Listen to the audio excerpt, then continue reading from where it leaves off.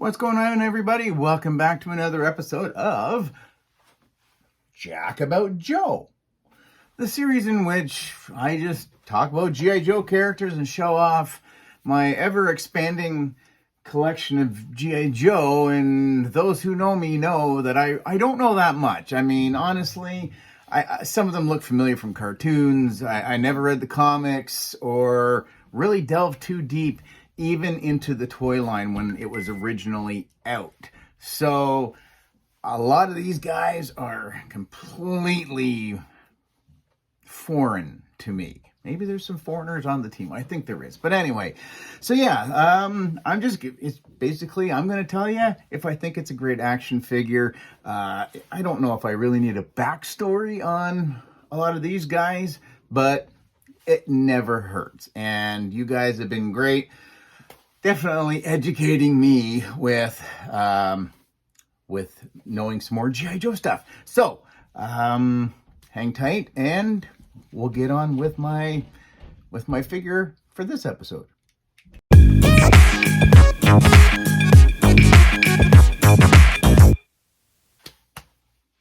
All right, so let's just get into it. So, I'm going to move a little bit forward to some of the newer releases, but this is kind of an old figure, but it's not.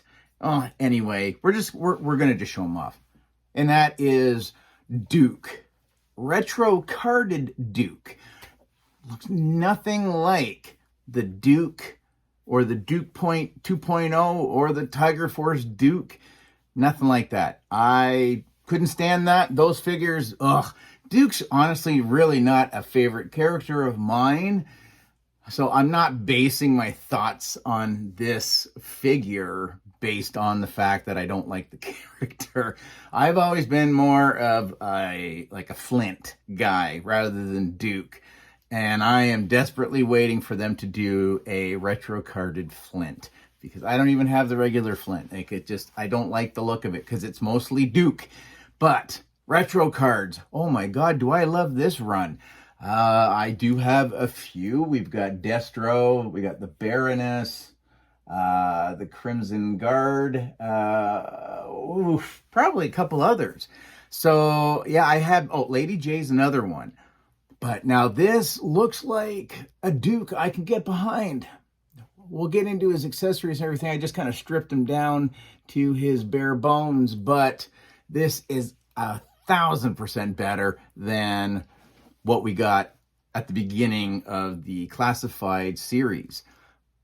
Some people might have a soft spot for those ones, but I know a lot of people like to use them for customs. But yeah, holy crap. He's great. He doesn't have that animated Duke look, but I would if I saw this, I would go, yeah, that's Duke for sure.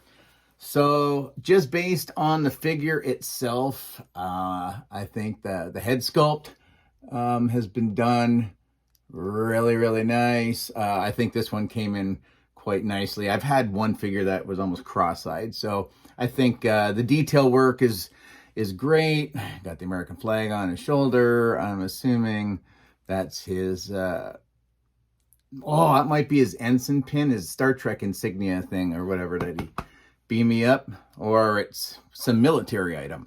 Again, you get the shirt, rolled up sleeves. Nice job. I know it's really hard and you can see a little bit, but it's not too bad. Just the color variation from the hands, which are a separate piece, obviously, and this being a piece here, so trying to do the sleeves. So it's a pretty good job. I know we've had figures that are just a few years old that are glaringly obvious that it doesn't look very good, and then you just got him in his greens. He's got himself a nice holster on the side. He's got a knife sheath down on his boots, which are just your standard brown. So lovely. Great. He's got a good butterfly joint. Like crazy back, man. That's just insane. And then a little bit more cutouts. This one might be a little bit frozen. You might have a little bit of frozen shoulder. But anyways, so yeah, Retro Duke. So I'll show you. I don't have all the accessories with me, but first and foremost, boom.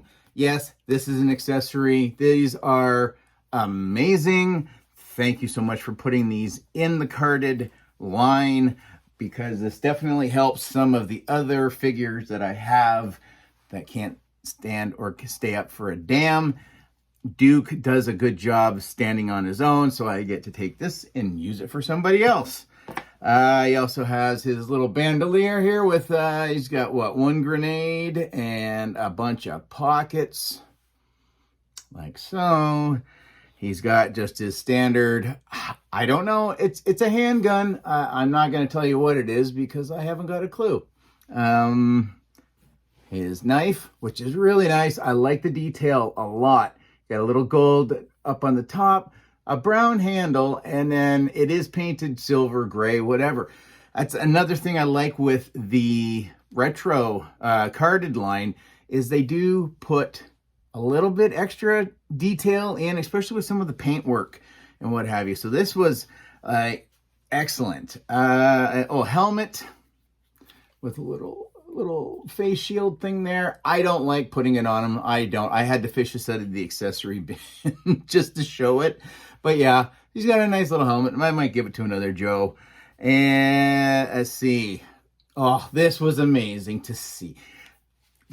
This is, I don't know what it's called. It's a, you know what it is, but this is what they used in the cartoon.